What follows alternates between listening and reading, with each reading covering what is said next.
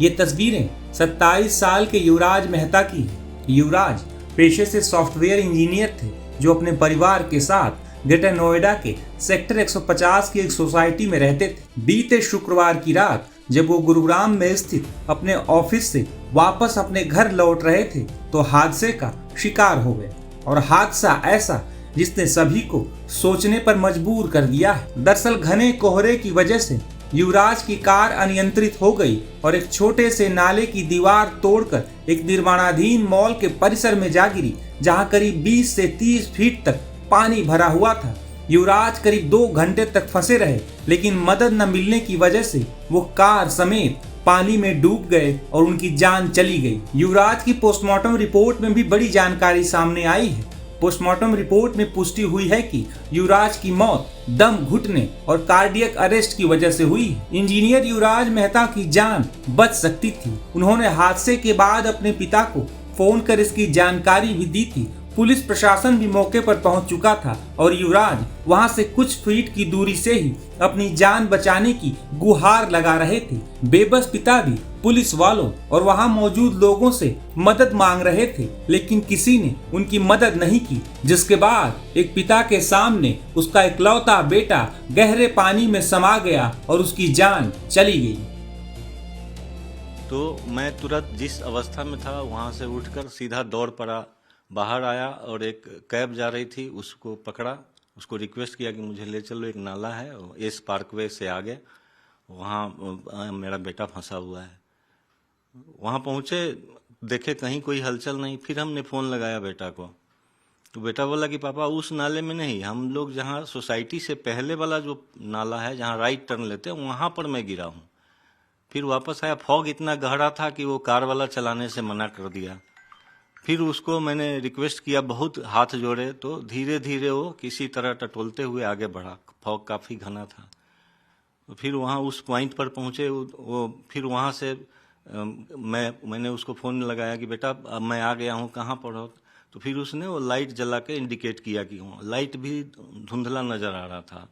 ये जो flash light torch phone की जो इस्तेमाल करके, फिर वहाँ से पता चला कि वो कहाँ पर है।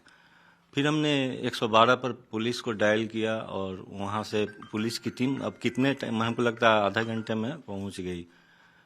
फिर उन लोगों ने फायर ब्रिगेड को कॉल किया, फायर ब्रिगेड वाले, लेकिन थोड़ा टाइम लगता गया। वो चिल्ला रहा था हेल्प के लिए, लेकिन कोई जो वहाँ पर खड़े तमाशबीन थे उनमें से कोई आगे नहीं बढ़ रहा था। स्विमिंग जानता था या नहीं, हम सबसे रिक्वेस्ट करते कि भैया आप जानते हो, थोड़ा मदद करो, मेरा बेटा वहाँ फंसा हुआ है, उसकी जान की रक्षा करो। मुझे भी नहीं आता था, अगर मैं जाता भी तो वहाँ नीचे ही गिर जाता, वहाँ गहरा नाला था। तो मैं भी छटपटा रहा था बार बार, कभी इस सिरे में कभी उस सिरे में जा रहा था, दौड़ लगा रहा था। तो आपके दिमाग में उस दौरान क्या चल रहा था?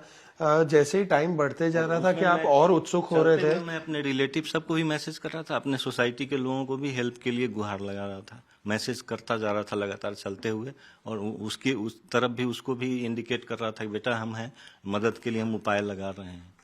फिर जो टीम आई एनडीआरएफ की,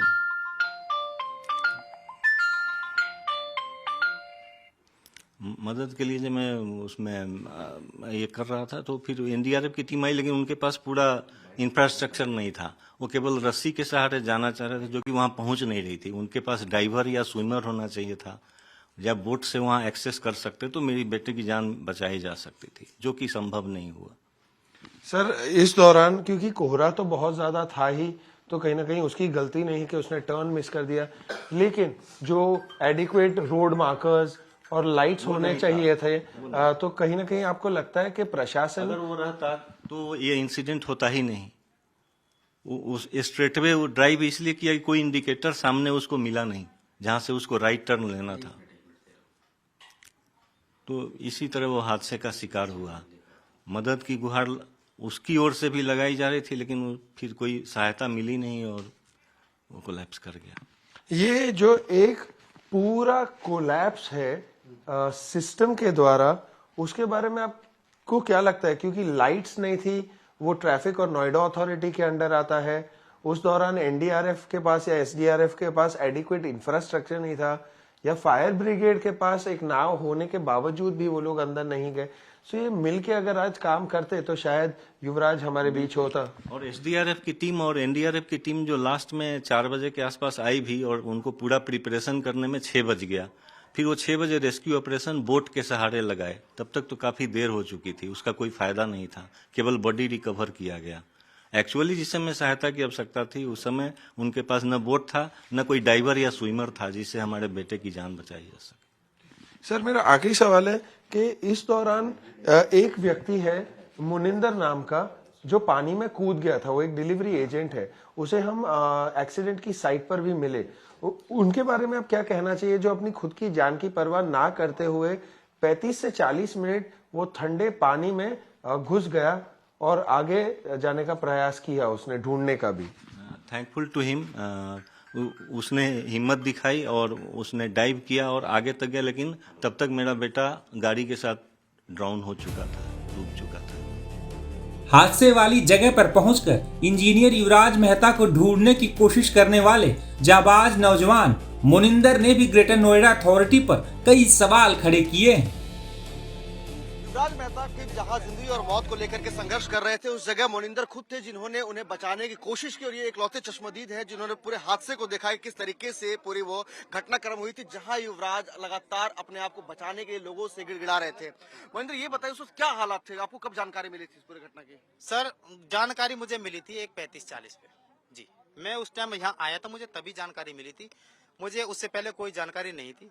अगर मुझे जानकारी होती तो मैं 100% उस लड़के को डूबने नहीं देता। 15 दिन पहले क्यों, सारे सुविधा होने के कारण वो लड़का डुबा दिया सिस्टम ने। आप जब यहाँ आए तो आपने क्या देखा? यहाँ पे मैंने देखा था कि लड़का मुझसे 10 मिनट पहले डूब चुका था, ठीक है जी। और यहाँ पे सीढ़ियां गिर कर फायर ब्रिगेड वाले पानी में उतरने की कोशिश कर रहे थे, बोल रहे थे कि इसमें सरिया है, ठंडा पानी है, डूब गया है वगैरह। तो मैंने बोला क्या मैं जा सकता हूँ अंदर? बोले आप कैसे जा सकते हो? मका जी मुझ पे तैरना आता, मैं जा सकता हूँ, अपनी जिम्मेदारी पे जा सकते हो? मका हाँ जी जा सकता हूँ। नो जाइए। तो मैंने कमर से रस्सा बांधा और मैं सीधा दाग गया सिड्डी पे उतरा, वहां तक मैं सीधा दाग गया। दाग के मैंने 30 से 40 मिनट कम से कम वो भाई ढूंढा, लेकिन मेरे आने से 10 मिनट पहले वो डूब गया था। लेकिन मुझसे कुछ लोगों ने बोला अगर आप जा रहे हैं तो जल्दी जाइए, वो लड़का की अभी 5 मिनट पहले ही आवाज आनी बंद हुई है, क्या पता वो बेहोश हो गया हो, कोई बहुत सारी चीजें हो जाती है। वो लड़का मेरे आने से 10 मिनट पहले डूब गया था, लेकिन फिर भी मैं गया था, क्या पता बेहोश हो गया हो, कहीं गाड़ी टकरी हो। क्यों, यहाँ से नहीं दिख रहा था कुछ भी, धुंध बहुत ज्यादा थी, धुंध यहाँ तक का भी नहीं दिख रहा था, जहाँ घास है 20 फुट का भी नहीं दिख रहा था उस दिन, वो तो कम से कम 50 मीटर भीतर था। फिर भी मैं 30 से 40 मिनट अंदर घूम के आया हूँ, सारा सिस्टम देख के आया हूँ, मुझे वो भाई नहीं मिला। सेम केस 15 दिन पहले हुआ था, सेम केस, जब नोएडा अथॉरिटी, नोएडा प्राधिकरण ने किसी ने कोई ध्यान नहीं दिया। समय रहते जिस टाइम ये रोड कंप्लीट होता, अगर यहाँ पे फुटपाथ डिवाइडर वगैरह बनवाई दी जाती तो कल वो युवराज नहीं जाता। मुझे ये बताइए कि जब आप यहाँ पहुंचे थे, जिस तरह की बातें ही चल रही है, खुद उनके पिता का भी कहना है कि यहाँ पर नोएडा पुलिस के लोग मौजूद थे, यहाँ पर फायर ब्रिगेड की टीम मौजूद थी, उसके बावजूद भी लोगों इस जद्दोजहद इस कस्म रहे कि कौन जाएगा, कब जाएगा, अभी एसडीआरएफ एनडीआरएफ की टीम आएगी। अगर टाइम से अगर वो डिसीजन लेते तो बच सकते थे युवराज। मैं बताऊंगा जो पुलिस की, देखो मैं नहीं कह सकता, क्यों, पुलिस में तो कुछ लोग बुजुर्ग थे, मैंने सारे पुलिस वाले जानता हूँ, पुलिस वालों को मैं जानता हूँ, उनमें कुछ लोग पुलिस वाले जो 50+ एज थी उनकी, ठीक है जी, वो नहीं जा सकते, ना उनके पास सेफ्टी वगैरह थी, कुछ भी सेफ्टी जैकेट। उन्होंने जब देखा कि हम नहीं बचा पाएंगे, जब लड़का ज्यादा भीतर है, पुलिस ने फिर फायर ब्रिगेड को कॉल की कि जल्दी जल्दी घटनास्थल पर आइए। 20 से 25 मिनट बाद ही फायर ब्रिगेड आ गई थी, लड़का जब भी जीवित था, समझ रहे हो। लड़का, पुलिस ने फायर ब्रिगेड बुलाई, फिर एसडीआरएफ पे कॉल की जब वो लड़का डूब गया था। तो फायर ब्रिगेड का क्या कहना था जब फायर ब्रिगेड की टीम यहाँ पहुंची? फायर ब्रिगेड की टीम कहना का ये था कि बोल रहे हैं कि उनपे तैरना ही नहीं आता किसी पे, वो किस लिए भर्ती हुए थे, फिर आपदा से निपटने के लिए हुए। उन पे बोल रहे थे किसी पे तैरना नहीं आता, तैरना क्यों नहीं आता, फिर सरकारी महकमे में तुम किस लिए भर्ती हो, इसको तो हम जैसे लड़का ने ले लो ना फिर। अच्छा, जो ट्रक हादसा हुआ तो उस हादसे को उस दौरान भी आप मौजूद थे? हाँ जी, मौके पे मैं ट्रक के साथ चला, अगर मैं ना हूं तो वो ड्राइवर मरता उस दिन। बस मैं उसके, इस लड़का के, युवराज के मौके पे नहीं था, नहीं मैं इसको मरण देता, वो मैंने 100% बचाया था और बचा के अपने घर लेके गया था। रात को सुबह 10 बजे उसे चौकी पे छोड़ा था मैंने। यानी कि 15-16 दिन पहले हादसा हुआ था, एक शख्स मरते मरते बचा, उसके बावजूद भी प्रशासन ने कोई इस पे बदलाव नहीं किया? नहीं, कुछ नहीं किया जी। बस क्यों नहीं किया मैं बता सकता हूँ तुम्हें, कि वो ड्राइवर मरा नहीं था, शायद वो यहाँ मर जाता डूब के तो सेम ऐसे खड़े कर दिए जाते कि ड्राइवर डूब। इस घटना के बाद पुलिस ने आपको पुलिस स्टेशन बुलाया तो क्या कुछ पूछताछ की आपसे? पूछताछ ये की थी कि मोनिंदर जो सच्चाई है वो बताएं आप, घबराने की कोई जरूरत नहीं है। मगर सर देखो, सच्चाई बोलने में तो मैं बिल्कुल नहीं घबराऊंगा। क्या बोला मैंने सर से बोला, वो बोल रहे थे कि जो शुरू से लेकर लास्ट तक वीडियो बनाएंगे हम तुम्हारी, वो घटना बताई। मैं बोला कि सर मेरी तो सोशल मीडिया पे सारे न्यूज़ों पे वीडियो है, आप वहाँ देख लो। मैंने तुम्हें यहाँ क्यों बुलाया तुमने? नहीं, हमें पर्सनल अपने कैमरा में अपने फोन में वीडियो चाहिए। मगर ठीक है जी, बना लो, कोई दिक्कत नहीं है। उन्होंने बनाई, मैंने जो शुरू से लेकर लास्ट तक सारी घटना बताई। उन्होंने बोला कि फायर ब्रिगेड वाले तुमसे पहले वहाँ काम कर रहे थे, पुलिस वाले सब लगे हुए थे। मैं कहा जी लगे हुए थे, लेकिन जब लड़का जिंदा था जब भी थे वो, पर लड़का क्यों नहीं बचा उन पे? और मैं एक आम इंसान, एक नॉर्मल इंसान, एक मिडिल क्लास बंदा होके जो जिस चीज की मैंने ट्रेनिंग मिली, और मैं बिना सोचे समझे दाग गया। और जहाँ वो लड़का था वहां तक गया अंदर तक, वो क्यों नहीं दागे? तो लड़का आपको मिला सेफ्टी जैकेट भी थी, सेफ्टी जैकेट भी थी, ठीक है जी। 3x6 की नाप भी थी उनके पास, फायर ब्रिगेड वालों के पास। 100 मीटर का रस्सा भी था, सारी चीजें अगर चाहते तो वो बचा सकते थे 100%, लेकिन उन्होंने वो लड़का नहीं बचाया। आप ये कह रहे हैं कि लगातार आप बातचीत कर रहे हो, उस दिन भी आप काफी ज्यादा लोगों के बीच में आप एक्टिव थे। क्या इस बात का डर है आपको कि जो इसके जो बिल्डर है उस बात को लेकर भी आप बता रहे थे? जी जी, 100% डर है। जो हजारों करोड़ का मालिक है, मैं एक मिडिल क्लास बंदा हूँ। क्या नहीं हो सकता? सबूत छुपाने के लिए क्या नहीं होता? गाड़ियां तक पलट जाती हैं, सब चीज हो जाती है। मेरा क्या नहीं हो सकता? मैं तो एक नॉर्मल इंसान हूँ। जो 1000 करोड़ का मालिक है वो तो मैं तो उसके सामने चीटी हूँ। तो मुझे कल से आशंका है इस चीज की, जिस चीज इंसान की मैंने इतनी बड़ी पोल खोली है। शायद मैं कैमरा के सामने ना हूँ तो तुम यहाँ सिर्फ वीडियो बना के चुप चले जाते। जितनी सच्चाई मैंने बताई कोई नहीं बता पाता यहाँ जगह ना बोला। 3 दिन से लगातार कैमरे पे बोल रहा हूँ, मैं सोया भी नहीं हूँ। वहीं इस दर्दनाक घटना पर गौतम बुद्ध नगर के सांसद डॉक्टर महेश शर्मा का भी बड़ा बयान सामने आया है। एक इंजीनियर की मृत्यु हो गई और जानकारी जो मिली है कि आपने पहले से ही जो है विभागों को सूचित कर दिया था कि ये जो जहां पर यह हादसा हुआ है वहां पर जो ट्रैफिक व्यवस्था है उसको दुरुस्त किया जाए, और 1 महीने बाद इस तरीके की घटना घट गई। क्या कहना चाहिए? देखिए, दुखद है, चिंताजनक है। एक युवा इंजीनियर ने अपनी जान गंवाई है। उनके परिवार के साथ हमारी सबकी, हमारी सरकार की, हमारी पार्टी की, हम जनप्रतिनिधियों की सांत्वनाएं उनके साथ हैं। हाँ, चिंता का विषय ये है कि नोएडा जैसे शहर में टेक्निकली जो साउंड समझा जाता है, वहाँ व्यवस्थाओं में आने में कुछ जो देरी हुई, ये अब सब जांच के विषय हैं कि कितना फॉग था, लाइटिंग की क्या व्यवस्था थी, क्यों इतना समय लगा, ये सब जांच का विषय है। और तुरंत कार्रवाई में इंजीनियर को सस्पेंड कर दिया गया है। उसके आगे कौन कौन और लोग इसके लिए जिम्मेदार हैं, किनकी चूक के कारण ये घटना हुई है, और आगे ऐसी घटनाएं और ना हो, इसके लिए प्रयास किए जा रहे हैं। आज अभी हमने सवेरे नोएडा के सीओ एम लोकेश जी से बात करी। उन्होंने बताया कि इस पर सरकार ने भी पूरी संवेदनशीलता दिखाते हुए इस घटना की गंभीरता से जांच करने का आदेश दिए हैं, और इसमें जो भी जिम्मेदार होगा, जो भी रिस्पॉन्सिबल होगा, उसकी रिस्पॉन्सिबिलिटी फिक्स कर कर परिवार के साथ पूरी की पूरी सरकार खड़ी है। पूरी भारतीय जनता पार्टी, हम प्रतिनिधि जन सर्व परिवार के साथ उनके दुख की, संकट की घड़ी में खड़े हैं।